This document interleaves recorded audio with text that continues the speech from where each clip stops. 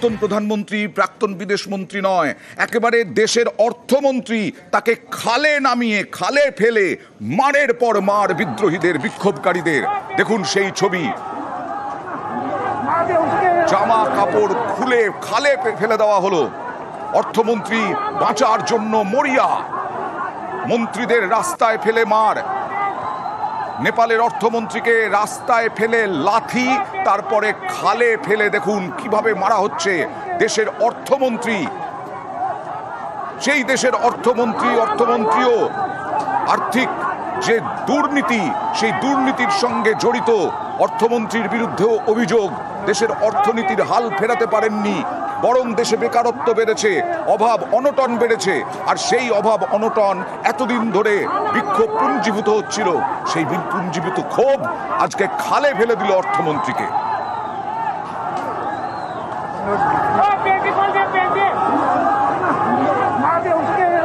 এর আগে রাস্তায় লাথি, ঘুষি, চড় এই অর্থমন্ত্রী দৌড়চ্ছেন, হেলিকপ্টার মিস করেছেন, পালাতে পারেননি।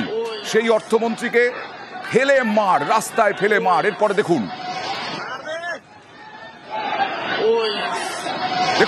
দৌড়চ্ছেন মরিয়া প্রাণ বাঁচাতে।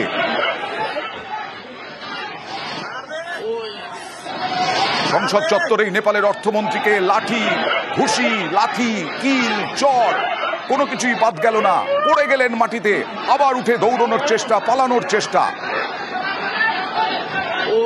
বিষ্ণুপদ পৌড়েল, তার বিরুদ্ধে প্রচুর দুর্নীতির অভিযোগ।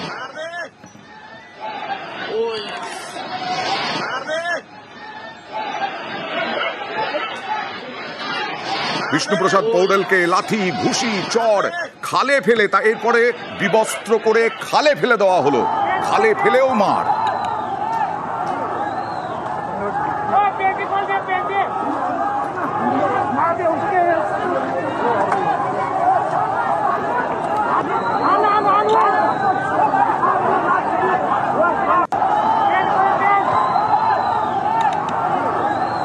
আগুন লাগিয়ে দেওয়া হলো, আসবাবপত্র পুড়িয়ে ছাই করে দেওয়া হলো, লুট হলো।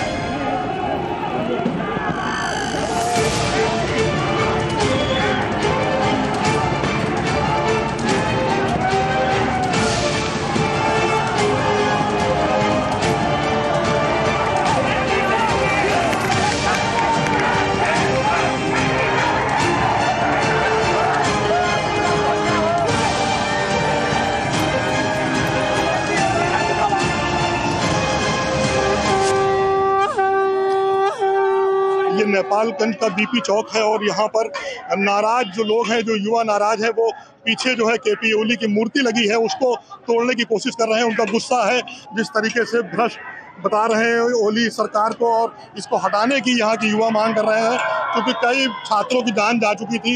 उसी बात की नाराजगी है। देखिए ये बीपी चौक का इलाका है ये पूरा, और यहाँ पर भीड़ जो है वो लगातार अपने गुस्से का इजहार कर रही है। जो ओली जी की मूर्ति लगी है यहाँ के, ये देखिए इसका हाथ टूट कर गिर गया और ये लगातार इसको तोड़ा जा रहा है मूर्ति को। गुस्साए लोग हैं, युवा हैं, इन्होंने तमाम जो है दफ्तरों में आज आगजनी की है, और तमाम आप दिखाइए भीड़ यहाँ पर दिखाइए किस तरीके से जो है ये यहाँ पर पूरा इलाका जो है वो सुबह से ही लोगों में गुस्सा दिखाई दे रहा है।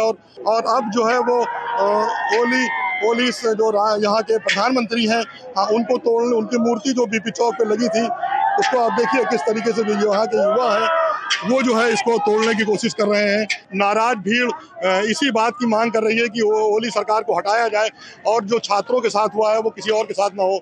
Tahir Hussain, news 18 India, Nepalganj.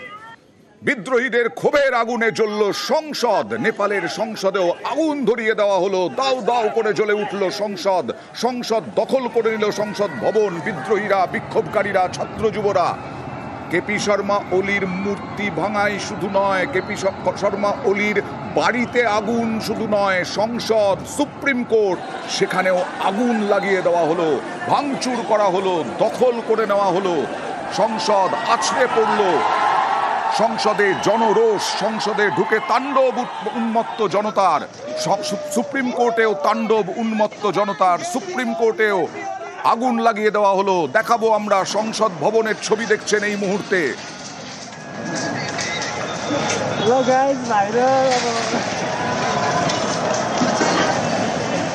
সংসদে আগুন লাগিয়েও উল্লাস উন্মত্ত জনতার। আর এবার সুপ্রিম কোর্টের ছবি দেখুন, সুপ্রিম কোর্টেও আগুন লাগিয়ে দেওয়া হলো। অভিযোগে দুর্নীতি, পাহাড় প্রমাণ, দুর্নীতির অভিযোগে এমন ক্ষোভ, সেই পুঞ্জীভূত ক্ষোভ একেবারে গতকাল থেকে আছড়ে পড়ল নেপালে, কাঠমান্ডুতে, বিভিন্ন জায়গায়। সুপ্রিম কোর্টেও আগুন বিদ্রোহীদের, সুপ্রিম কোর্টের সামনে আগুন, টেলিভিশন, রেডিও, সেই সমস্ত দফতরেও আগুন লাগিয়ে দেওয়া হলো। বড় বড় বিল্ডিং, সেই বড় বড় বিল্ডিং দাউ দাউ করে জ্বলছে বিদ্রোহীদের আগুনে। বিদ্রোহীদের তাণ্ডবে কার্যত দর্শক সেনা, কিচ্ছু করার নেই। হাজার হাজার মানুষ বেরিয়ে পড়েছেন রাস্তায়, বিদ্রোহীদের দখলে রাস্তা। অগ্নিগর্ভ নেপালে আগুন সরকারি অফিস, টিভি, রেডিও অফিস। অগ্নিগর্ভ নেপালে জেল ভেঙে বন্দি ছিনতাই, যেমনটা বাংলাদেশে হয়েছিল। জেলবন্দি প্রাক্তন উপপ্রধানমন্ত্রীকে ছিনিয়ে নিল বিদ্রোহীরা। জেল মুক্ত রাষ্ট্রীয় স্বতন্ত্র পার্টির প্রেসিডেন্ট রবি লামিছানে। এর আগে সকালের দিকেই এই স্বতন্ত্র পার্টির 21 এমপি পদত্যাগ করেছিলেন।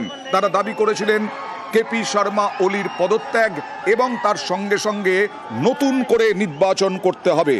আর সেই রাষ্ট্রীয় স্বতন্ত্র পার্টির প্রেসিডেন্ট রবি লামিছানে, তাকে আবার দুর্নীতির অভিযোগেই জেলে পাঠিয়েছিল ওলি সরকার।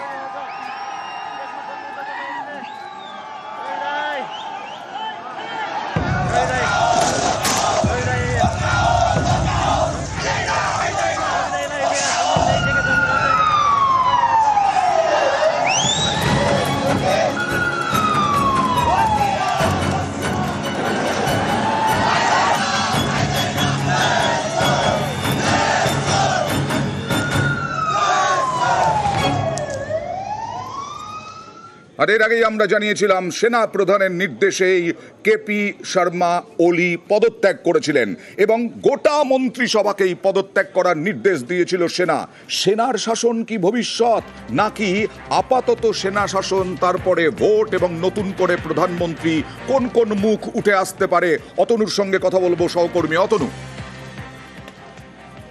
এখনো পর্যন্ত সেনা শাসন, কারণ আজ নেপালে যখন সূর্য ডুবলো তার ঠিক আগেই নেপালের রাষ্ট্রপতিও পদত্যাগ করেছেন, নেপালের প্রধানমন্ত্রী আগেই পদত্যাগ করেছেন, সেনা নির্দেশ দিয়েছিল। আর এখন সরকার ভেঙে দেওয়ার কথা বলে দিল, নির্দেশ দিয়ে দিল সেনা। তার কারণ সেনা বলে দিল যা সংসদরা যারা যারা রয়েছেন সবাই পদত্যাগ করুন, পুরো বাকি ব্যাপারটা সেনা সামনে নেবে। এই সামনে নেবে ব্যাপারটা কতদিন, এটাই এখন সবচেয়ে বড় প্রশ্ন। এখান থেকে দুটো জায়গা উঠে আসে। প্রথমত হচ্ছে যে অন্তর্বর্তী একটা সরকার যদি তৈরি করতে হয় তাহলে তার নেতৃত্ব কে দেবেন? এই সরকারে যারা ছিলেন তাদের কারোর উপর ভরসা করছেন না আন্দোলনকারীরা। সেক্ষেত্রে আন্দোলনকারীরা তাদের মতো করে কিছু কিছু মুখ বেছে নিচ্ছেন। তাদের মধ্যে একটা মুখ যদি হয়ে থাকে বালেন্দ্র শাহ, তাহলে আরেকটা মুখ অবশ্যই রবির কথা বলতে হবে, কারণ যেই রবিকে ভেঙে বার করে নিয়ে এসেছেন। আবার নতুন করে আরো একটা মুখের কথা উঠে আসছে, যে নামটা আমরা আজ দুপুর থেকে বারবার তুলে যাচ্ছি, সেই নামটা হলো হামি নেপালের যিনি প্রতিষ্ঠাতা, অর্থাৎ যার হাত ধরে এই মুভমেন্টটা শুরু হয়েছিল, সেই সুদান গুরু। এই তিনটে নাম এখন ভেসে আসছে। অন্তর্বর্তী সরকারের ক্ষেত্রে জেন থেকে এই তিনটে মুখের মধ্যে কোনো একটা মুখকে বেছে নেবে, এটা প্রশ্ন। কিন্তু তার জন্য অনেকটা সময় যাবে। এত দ্রুত হয়তো কোনো সিদ্ধান্তে আসা সম্ভব হবে না। ততদিন পর্যন্ত সেনার হাতেই অগ্নিগর্ভ নেপাল। বেশ, আর একই রকম ছবি নেপালে 22 সেপ্টেম্বরে, একই রকম ছবি শ্রীলঙ্কায়, একই রকম ছবি 24 অগস্টে বাংলাদেশে। মূর্তি ভাঙা, প্রধানমন্ত্রী বা দেশের প্রধানের আবাস দখল, লুটপাট, যা নেপালে ঘটল পর পর 22, 24, 22, 24, 25 পর পর যদি দেখি আমরা, শ্রীলঙ্কা, বাংলাদেশ, নেপাল, একই ছবি, একই রকম ছবি, সেই লুটপাট, সেই দখল, সেই মূর্তি ভাঙা, সেই রাস্তায় নেমে জনরোষ আছড়ে পড়ল। সরাসরি চলে যাব আন্তর্জাতিক সম্পর্ক বিশেষজ্ঞ অধ্যাপক শুভজিৎ নস্করের কাছে। শুভজিৎ, নেপালের ভবিষ্যৎ কি প্রথমে জানতে চাইব। দেখুন, জেন জির যে তথাকথিত গণ অভ্যুত্থান দক্ষিণ এশিয়া জুড়ে চলছে, বাংলাদেশের পরে আজকে নেপাল এবং তার আগে শ্রীলঙ্কা, তার মানে একেবারে রিসেন্ট পাস্টের অভিজ্ঞতা যদি বাংলাদেশ থেকে আমরা নিই, আমরা সবাই দেখছি যে এই জেনজির যে একটা মব লাইক যে অভ্যুত্থান হচ্ছে, সেই মব বা একটা ভিড় যারা গিয়ে একেবারে সিটিং প্রাইম মিনিস্টার, প্রেসিডেন্ট, এবং নেপালে যে ধরনের ঘটনা ঘটলো সেটা তো একেবারে ন্যাক্কারজনক। কিন্তু বাংলাদেশে আজকের আপনি যদি পজিশনটা দেখেন এই গণ অভ্যুত্থান পরবর্তী সময়ে, যে বাংলাদেশ কিন্তু আজকে অ্যাবসলিউট ক্যাওসে পরিণত হয়েছে এবং বাংলাদেশের কোনো ল অ্যান্ড অর্ডার সিচুয়েশন কন্ট্রোলে নেই, কোনো রকম সিভিল অর্ডার নেই, রীতিমতো সেখানে একেবারে মানে রাম রাজত্ব চলছে বলা যেতে পারে। এবং তার ফলে মানে কে সরকার চালায় এবং সরকারের কারা স্টেক হোল্ডার, ইনস্টিটিউশনাল যে যারা স্টেক হোল্ডার আছে তারাই বা কতটা সরকারকে তাদের নিয়ন্ত্রণে রাখতে পেরেছে, হাজারো প্রশ্নের, সেনা, তারপর কোর্ট। মানে নেপালেও সেই রকমই কেওটিক সিচুয়েশন থাকবে বলে মনে করছেন? নেপালের আজকে যে ঘটনাটা ঘটলো, যেটা একটা বেশ কিছুদিন ধরে, গত 3-4 মাস ধরে নেপালের মানুষের মধ্যে জনরোষ ছিল যে নেপালে একটা ইকোনমিক ইনস্টেবিলিটি তৈরি হচ্ছে, দাম বৃদ্ধি, বিভিন্ন ধরনের প্রাইস হাইক যেটাকে বলে, এবং অন্যান্য ক্ষেত্রে যেটা হচ্ছে একটা পলিটিক্যাল একটা ডিসঅর্ডার তৈরি হচ্ছে নিচের তলাতে, এবং মানুষও রীতিমতো এই সরকারকে নিয়ে একটু অতিষ্ঠ। কিন্তু প্রশ্ন হলো কি, তাহলে এই জেনারেল, এই জেনজি, এরাই কি তাহলে অল্টারনেটিভ? এই ধরনের ভিড়ের মতো একটা অভ্যুত্থান ঘটিয়েই কি তাহলে এই ধরনের সমাধান সম্ভব কিনা? আর এই কেপি শর্মা ওলি, যার বিরুদ্ধেই তো হাজার হাজার দুর্নীতির অভিযোগ, তার বিরুদ্ধেই যত আক্রোশ, এই কেপি শর্মা ওলির ভবিষ্যৎ কি হবে, পথ কি হবে, কি মনে হচ্ছে? দেখুন, সাধারণত সিটিং যারা প্রাইম মিনিস্টার বলুন বা প্রেসিডেন্ট বলুন, যেহেতু তারা সিটিং, তো তাদের ক্ষেত্রে ফিরে আসার চান্সটা ইমিডিয়েটলি খুব একটা থাকে না। কারণ সেটা আপনি বলুন, আজকে পাকিস্তানের অবস্থায় আপনি দেখুন, পাকিস্তানের প্রাক্তন প্রধানমন্ত্রী যখনই তার ক্ষমতা গেছে তিনি জেলে ল্যান্ড করেছেন। আজকের হাসিনাকে পালিয়ে অ্যাসাইলাম নিতে হয়েছে ইন্ডিয়াতে। এবং কেপি শর্মা ওলির ক্ষেত্রে, কেপি শর্মা ওলি কিন্তু বরাবরই ভারতবর্ষের সঙ্গে একটা সুসম্পর্ক বজায় রেখে চলেছে, মানে চলতেন আপাত দৃষ্টিতে, যদিও তার একটা চায়না প্রেমও ছিল বা চায়না প্রীতিও ছিল। কিন্তু এই মুহূর্তে যে ধরনের ভিড় নেপালকে একেবারে আচ্ছন্ন করে রেখেছে, সেই অবস্থা থেকে আমার মনে হয় ওলি এবং বিশেষত ওলির পার্টি, ওলি যে আইডিওলজিক্যাল পার্টিতে বিলং করতেন, সেই পার্টির ভবিষ্যৎ কিন্তু বেশ অন্ধকার। এবং আগামী দিনে এবার জানতে চাই যে 3 দেশে এরকম 22, 24, 25 পরপর যদি আমরা দেখি, একটা বছর বাদ দিলে, কেন 3 রাষ্ট্রে, ভারতের পড়শি 3 রাষ্ট্রেই এরকম একই ধরনের ঘটনা, একই ধরনের ছবি উঠে এলো? কি মনে হয়? গুরুত্বপূর্ণ প্রশ্ন আনন্দা। এটার দুটো রিজন আমি দেখি আন্তর্জাতিক সম্পর্ক পড়াতে গিয়ে। প্রথমত, যে ভারত ছাড়া ভারতের যে প্রতিবেশী ইমিডিয়েট নেবার্স যাদেরকে বলি, নেপাল, ভুটান, বাংলাদেশ, পাকিস্তান, ইভেন মানে আপটিল আফগানিস্তান, এখানে আপনি যদি দেখেন ঐতিহাসিকভাবে এরা কিন্তু শুরু থেকেই গণতান্ত্রিক যে পদ্ধতিতে সরকার বা আমরা একটা আন্তর্জাতিক সম্পর্কের ক্ষেত্রে একটা কথা আছে, ডেমোক্রেসি ডিপেনিং, ডেমোক্রেসিকে রুট নিতে হবে, গভীরে যেতে হবে কাঠামোকে, এবং মানুষের মনে জায়গা করে নিতে হবে। গণতন্ত্র যেন একটা ওয়ে অফ লাইফে পরিণত হয়। গণতন্ত্র শুধুমাত্র একটা স্টেট স্ট্রাকচারে যেন পরিণত না হয়, যেটা শুধুমাত্র দক্ষিণ এশিয়াতে কিন্তু ভারতের কাছে আছে। এবং আজকের নেপালের এইভাবে একটা ভিড়ের রাজত্বে চলে যাওয়া, বাংলাদেশের ভিড়ের রাজত্বে চলে যায়। পাকিস্তানে তো army has a state, normally আমরা স্টেটের আর্মি থাকে, কিন্তু এই অবস্থার অন্যতম কারণ হচ্ছে যে লিডাররা, পলিটিক্যাল লিডারশিপ কালেকটিভলি বারবার ব্যর্থ হয়েছে তাদের পেটি ইন্টারেস্টের জন্য গণতান্ত্রিক পরিকাঠামোকে সুদৃঢ় করার ক্ষেত্রে। এটা এটা এটা একটা বড় কারণ বলে আমার মনে হয়। ধন্যবাদ, ধন্যবাদ। আর নেতৃত্ব, এই যে নেতৃত্বের কথা বলা হচ্ছে, নেতৃত্ব কারা? কিছুক্ষণ আগে আমার সহকর্মী অতনুর সঙ্গে কথা বলছিলাম যে পরবর্তী প্রধানমন্ত্রী কে নেপালের। প্রধানমন্ত্রীর ইস্তফায় এবার নেপালে জোর জল্পনা। জেলবন্দি প্রাক্তন উপপ্রধানমন্ত্রীকে ছিনিয়ে নেয় বিদ্রোহীরা, আবেগে ভর করে দৌড়ে জেলমুক্ত রবি লামিছানে। অন্তর্বর্তী প্রধানমন্ত্রীর দৌড়ে বালেন শাও।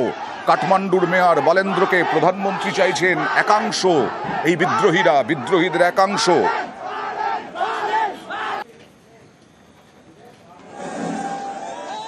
আর এই মুহূর্তে যে অবস্থা, যে অশান্তি নেপালে, তাতে কাঠমান্ডু বিমানবন্দর পুরোপুরি বন্ধ। অগ্নিগর্ভ নেপালে, বন্ধ কাঠমান্ডু বিমানবন্দর। ত্রিভুবন আন্তর্জাতিক বিমানবন্দরে সব ফ্লাইট বন্ধ। ভারত থেকেও কোনো ফ্লাইট যাচ্ছে না।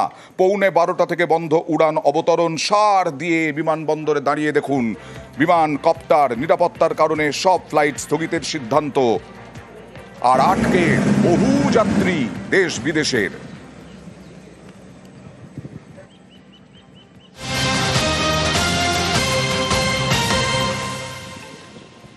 গৃহযুদ্ধে উত্তাল নেপাল, আর তার সীমান্তে প্রভাব। ভারত নেপাল সীমান্তে, বাণিজ্য সীমান্তে প্রভাব পড়েছে। সীমান্তে আটকে সারি সারি ট্রাক। নেপালের পরিস্থিতিতে সতর্ক নয়াদিল্লি। ভারত নেপাল সীমান্তে কড়া নিরাপত্তা ব্যবস্থা গতকাল থেকেই। আমি কলকাতা থেকে এসেছি। আমি সার নিয়ে যাচ্ছি। নেপালে একটা ভয়াবহ অবস্থায় দাঁড়িয়ে আছি। তো এখান থেকে এক্সপোর্ট বলছে যে না, কাস্টম অফিস আমাদেরকে এখনও যতক্ষণ সমস্যার সমাধান না হচ্ছে ততক্ষণ আমাদেরকে এখানে থাকতে হবে। হ্যাঁ, ওখানে পরিস্থিতি কেমন হবে কন্ট্রোল, তারপরে এখান থেকে আমাদের গাড়ি পাস করানো হবে। এখন জানি না কি হবে, কতক্ষণে কবে পার হবো সেটাও আমরা ঠিক বলতে পারছি না। আর পর্যটকরা, তারাও তো আতঙ্কে। বিশেষ করে পর্যটন ব্যবসা তো ভয়ঙ্কর মার খেলো, কারণ আগামী কয়েকদিনের মধ্যেই পুজো। সেই পুজোর মরশুম এবং উৎসবের মরশুমে এই সময় নেপালে যাওয়ার প্রবণতা পর্যটকদের, সেই ব্যবসাও যেমন মার খেয়েছে, তেমনি নেপালে অশান্তির আগুন। আতঙ্কে নেপাল ছাড়ছেন পর্যটকরা। आप कहाँ से आ रहे हैं? नेपाल से। क्या स्थिति है दादा नेपाल? बहुत खराब है उधर। गोली आगी होगी, सब जला दे रहे। तो किस लिए गए थे आप नेपाल? पेशेंट, डॉक्टर दिखाने आए।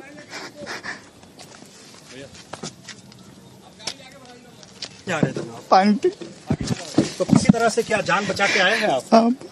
बहुत डेंजर है उधर का। আর নেপালের প্রভাব যাতে আমাদের সীমান্তে বা আমাদের দেশে কোনোভাবে তার আঁচ না পড়ে, তার জন্য এসএসবি সদা তৎপর। এবং গতকাল থেকেই হাই অ্যালার্ট জারি হয়েছে। সরাসরি চলে যাব প্রতিনিধি বিশ্বজিতের কাছে। বিশ্বজিৎ, অন্ধকার নেমে এসেছে। গতকাল থেকেই নেপালে আগুন, আজকে আরও ভয়াবহ বলা যায় বিস্ফোরণ বিক্ষোভের। এখন কি অবস্থা? হাই অ্যালার্ট কিভাবে জারি রাখা হয়েছে?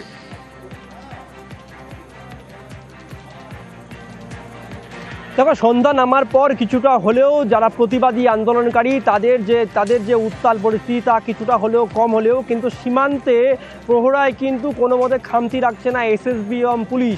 দিনভর দেখা গেছিল বিভিন্ন গাড়ি, বিভিন্ন পর্যটক, তাদের কিন্তু নজরদারিতে রাখা হচ্ছিল। সীমান্তে যেমন হাই অ্যালার্ট রাখছিল এসএসবি, তেমনি চারিদিকে পরিস্থিতি নজরদারি রাখছিল পুলিশও।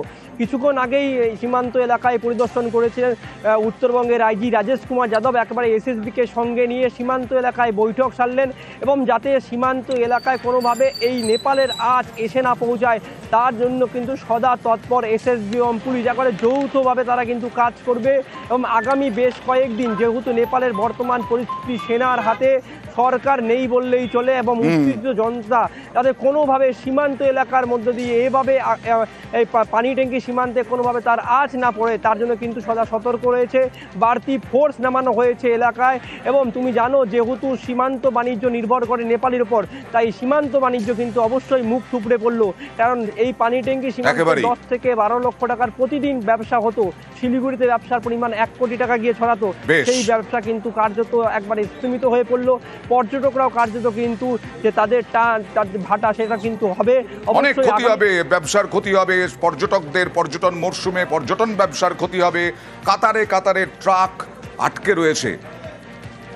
আমাদের বর্ডার এলাকা যে আছে এখানে পিসফুল আছে। আমরা খড়িবাড়ি আর এই যে নকশালবাড়ি বর্ডার আছে প্লেন এলাকাতে, তারা এলাকাতে আমরা ঘুরেছি and it is quite peaceful on our side. আমরা একটা ভিজিল রাখছি, আমাদের কাছে হেল্পলাইন নাম্বার যে দার্জিলিং পুলিশের আছে ওখানে ডেফিনেটলি করতে পারে যদি কিছু লোক সমস্যার মধ্যে পড়ে, তো আমরা যে পদক্ষেপ নিতে হবে নেব। নাকা লাগিয়েছি ডিফারেন্ট যে এন্ট্রি পয়েন্ট আছে আমাদের এখান থেকে নেপাল থেকে ওইদিকে যাওয়ার, কি কোনো আনসোশাল এলিমেন্টকে মুভমেন্ট না হয়, আমাদের এখানে কোনো সমস্যা না হয়, তার জন্য আমরা রাউন্ড দ্য ক্লক নাকা রাখছি এখানে। অ্যান্ড যোগাযোগ মধ্যে আছে ডিফারেন্ট যে সিকিউরিটি এজেন্সি আছে এখানে, নেপাল পুলিশ আছে যেখানে আছে, যোগাযোগ মধ্যে আছে কি যেন আমাদের ওখানে কোনো সমস্যা না বাড়ে। আর কাতারের রাজধানী দোহায় পরপর বিস্ফোরণের শব্দ। জানা যাচ্ছে হামাসের ঘাঁটি লক্ষ্য করে ইসরায়েল হামলা চালিয়েছে। ইসরায়েল স্বীকার করেছে, দায় স্বীকার করেছে এই হামলার। বিস্তারিত জানবো, কথা বলবো মৈত্রীর সঙ্গে। মৈত্রী, আবার কাতারে আক্রমণ, দোহায় হামলা ইসরায়েলের। একেবারে দেখো, আজকে বিকেলের পরেই কাতারের রাজধানী দোহায় মাল্টিপল ব্লাস্টের শব্দ শোনা যায় এবং তারপরেই ইসরায়েলের তরফ থেকে, ইসরায়েলের ইন্টিগ্রেটেড ডিফেন্স ফোর্সেস আইডিএফ, তারা স্বীকার করেছে যে আইডিএফ এর তরফ থেকে এই প্রিসাইজ এয়ার স্ট্রাইক করা হয়েছে এবং সেখানে হামাসের শীর্ষ নেতৃত্বরা তারা যে জায়গায় ছিল সেখানে একেবারে প্রিসাইজ এয়ার স্ট্রাইক করা হয়েছে। আচ্ছা, সমস্ত হামাসের শীর্ষ নেতৃত্ব যারা অক্টোবর 7 এর ম্যাসাকারের সঙ্গে যুক্ত ছিল তাদেরকে নিকেশ করেছে আইডিএফ অর্থাৎ ইসরায়েল, এবং তারা জানিয়ে দিয়েছেন যে আগামী দিনেও তাদের হামাসের বিরুদ্ধে এই লড়াই তারা চালিয়ে যাবেন। তবে এই রকম ঘটনা কিন্তু সাম্প্রতিককালে দেখা যায়নি এবং যেখানে কাতার একটি বন্ধুত্বপূর্ণ দেশ, যেখানে সিজ ফায়ার নিয়ে আলোচনা হওয়ার কথা ছিল এবং যেখানে হামাসের শীর্ষ নেতৃত্বরা তারা উপস্থিত ছিল, সেখানে এভাবে ইসরায়েলের হামলা, সেই বিষয়টাকে আন্তর্জাতিক মহলও কিন্তু কিভাবে দেখবে সেটাই কিন্তু এখন দেখার। ওকে।